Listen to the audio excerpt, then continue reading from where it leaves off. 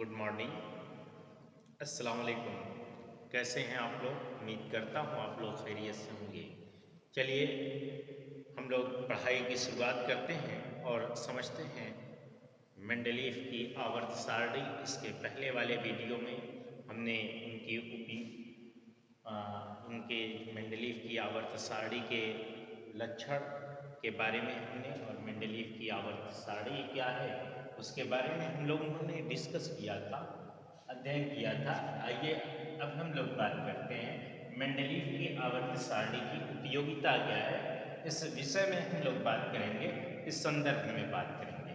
देखिए मेंडलीव की आवर्त सारणी है, इसकी आ जाने से मेंडलीव की आवर्त सारणी तैयार हो जाने से जो तत्वों के अध्ययन में हमें सुविधा हो गई, यानी कि तत्वों के का अध्ययन करना आसान हो गया। मतलब कौन कहाँ तत्व है ये बात हमें अच्छे से समझ में आने लगी। इससे जो है नए नए तत्वों की खोज में भी सहायता प्रदान हुई। नए नए तत्व की खोज भी इससे होना शुरू हो गई। ठीक है। तीसरी बात यह है कि जो इससे संदिग्ध परमाणुओं को ठीक करना, जो संदिग्ध लग रहे थे पहले, है ना, कि इनके परमाणु क्या होंगे, उनको ठीक भी किया जाने लगा। यानी कि उन्होंने बताया कि परमाणु भार बराबर, उन्होंने बताया कि जो है परमाणु भार बराबर, परमाणु भार बराबर होता है संयोजकता बटा तुल्यांकी भार। क्या होता है? संयोजकता बटा तुल्यांकी भार।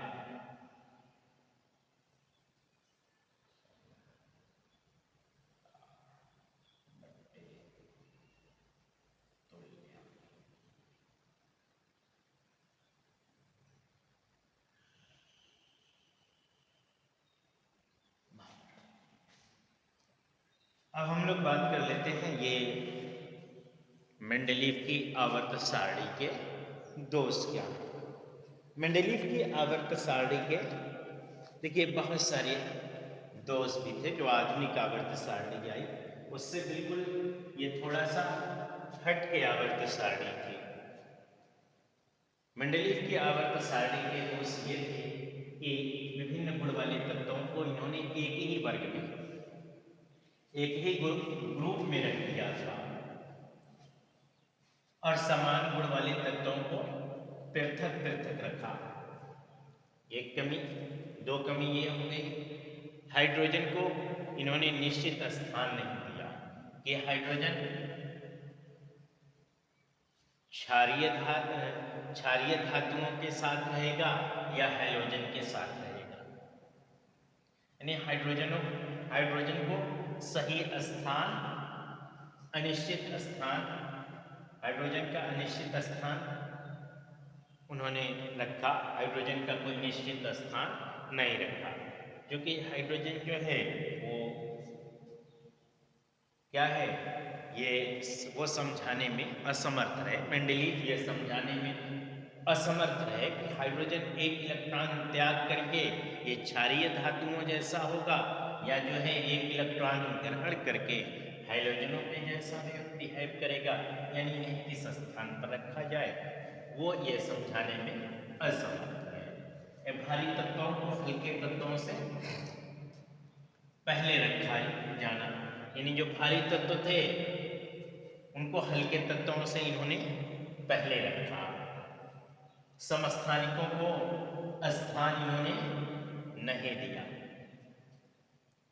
दुर्लभ मृदा तत्व के लिए उपयुक्त स्थान इनके पीरियाडिक टेबल में नहीं था। तो ये कुछ दोष थे, ये कुछ दोष थे इनकी पीरियाडिक टेबल के, इनकी आवर्त तालिका के। अब हम लोग आगे बात करेंगे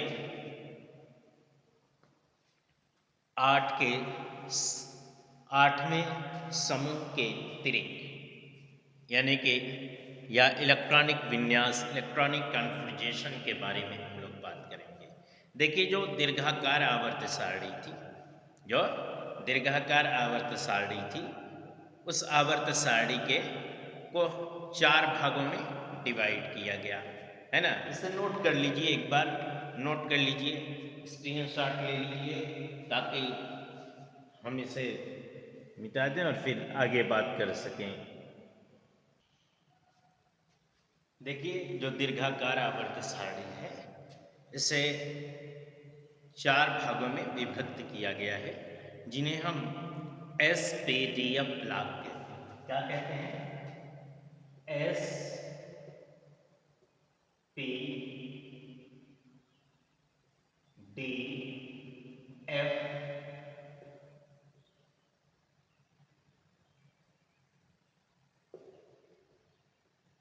एसपीडीएफ ब्लॉक कहते हैं। ठीक है। और किसी भी जो ब्लॉक होता है, किसी विशेष ब्लॉक में तत्व का सम्मिलन उस उपकोष या कक्षक से संबंधित होता है जिसमें उस परमाणु का अंतिम इलेक्ट्रॉन भरा होता है।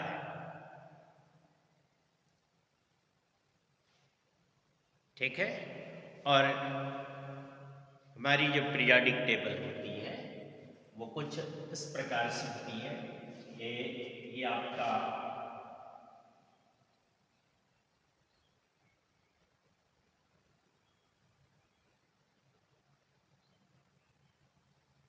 यस ब्लॉक,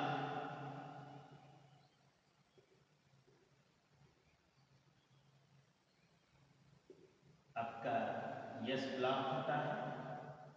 फिर यस ब्लॉक के बाद यस ब्लॉक के ठीक बगल में इसमें टोटली 2 एलिमेंट, कितने एलिमेंट होते हैं? 2 एलिमेंट होते हैं।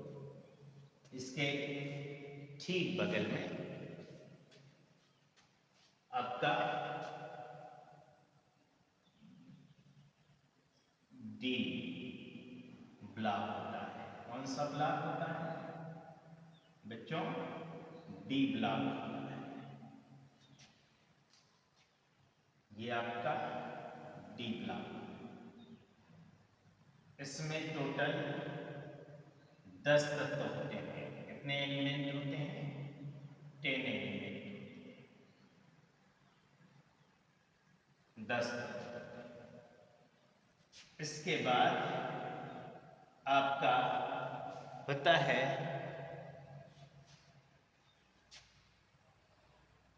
P block.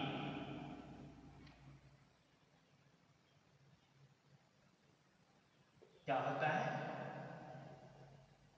पी ब्लॉक होता है।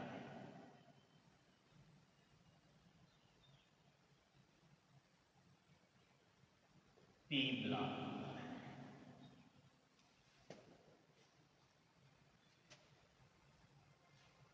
इसमें टोटल 6 एलिमेंट होते हैं, 6 एलिमेंट।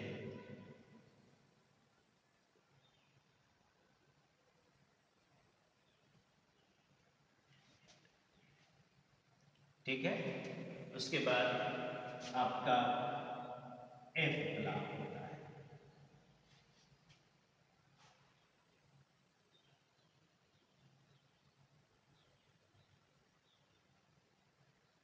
एफ ब्लॉक होता है जिसमें 14 एलिमेंट होते हैं। ठीक है ना। तो अगर हम इलेक्ट्रॉनिक विन्यास, इलेक्ट्रॉनिक कन्फर्जेशन की बात करें,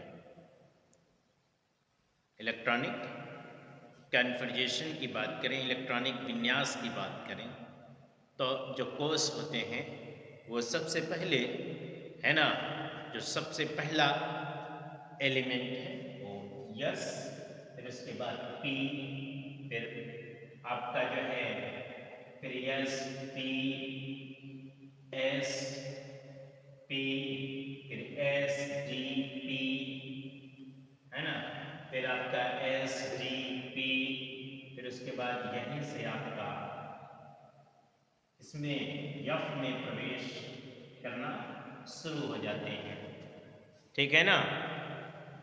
फिर आपका 4F, 4 S F D P, इस तरह से आपका इलेक्ट्रॉनिक कन्फिग्रेशन होता है, जो आपको हमने पिछले चैप्टर में बताया है, ठीक है। पिछले चैप्टर में हमने आप-पाऊ नियम से इसे बता रखा है कि किस तरह से इलेक्ट्रॉनिक विन्यास किया जाता है। इसका फार्मूला हमने बताया था, तो S P square S D P square S F D P square और एस। देखिए, इस तरह से हम 120 तक के एलिमेंट का इलेक्ट्रॉनिक कन्फिग्रेशन इस बेसिस पर हम कर सकते हैं, ठीक है। इस बेसिस पर हम 120 तक के जो तत्व हैं उनके इलेक्ट्रॉनिक विन्यास कर सकते हैं। अब जिस कोर्स में है ना, जो एलिमेंट है उसके परमाणु क्रमांक के हिसाब से, परमाणु क्रमांक के हिसाब से उसमें उपस्थित प्रोटॉनों की संख्याओं के आधार पर हम, है ना, उसमें उपस्थित इलेक्ट्रॉन के बेस पर हम क्या करेंगे, इलेक्ट्रॉनिक कन्फिग्रेशन कर देंगे।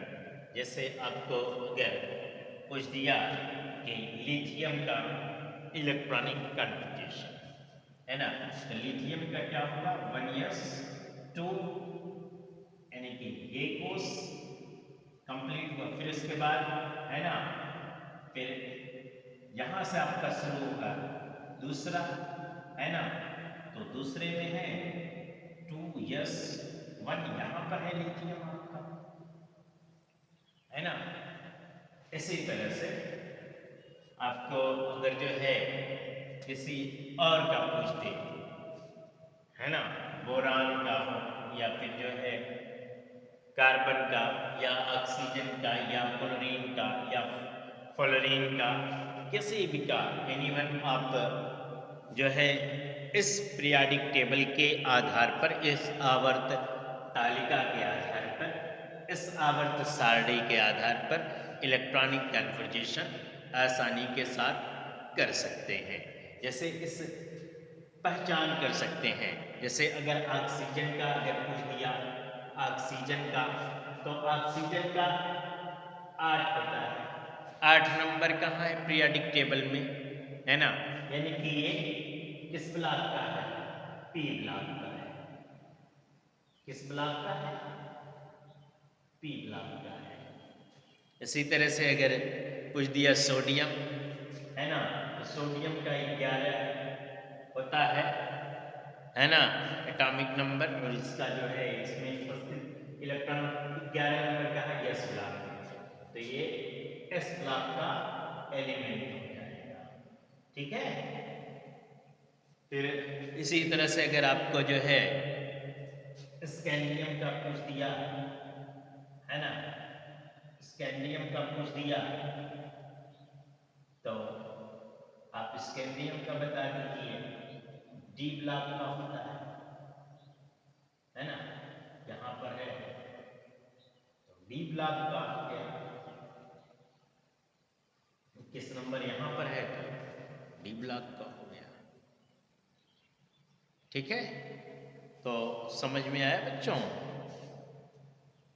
ठीक है, बात समझ में आ रही है। तो अब हम लोग तत्वों का वर्गीकरण, तत्वों के क्लासिफिकेशन के बारे में हम लोग बात करेंगे नेक्स्ट वीडियो में। अगली क्लास में फिर मुलाकात होगी आप लोगों से, तब तक के लिए मुझे दीजिए इजाज़त। बहुत बहुत शुक्रिया आप लोगों का।